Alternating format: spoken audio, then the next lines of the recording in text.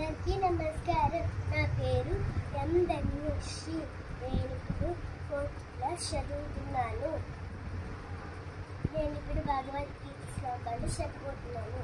కింతే బ్రహ్మ కిమధ్యాత్మం కిం కర్మ పురుషోత్తమ అధిభూతం చ కిం ప్రోక్తం అధిదైవం కిముచ్యతే అధియజ్ఞః కథం స్తోత్ర దేహేస్మిన్ మధుసూదన ప్రయాణకాలే చ కథం జ్ఞేయోऽसि నియతాత్మభిః అక్షరం బ్రహ్మ పరమం స్వభావోऽధ్యాత్మ ఉచ్యతే భూతభావోద్భవకరో విసర్గః కర్మ సంగీతః అధిభూతం చరో భావః పురుషస్యాధిదైవతం అధియజ్ఞోऽహమేవాత్ర దేహే ద్రేవవృతాంబర అంతకాలే చ మామేవ స్వరం ముక్త్వా కళేవరం యః ప్రయాతి సమద్భావం యాస్తి న సత్య సంశయః యం యం వాపి స్వరం భావం త్యజత్యంతే కళేవరం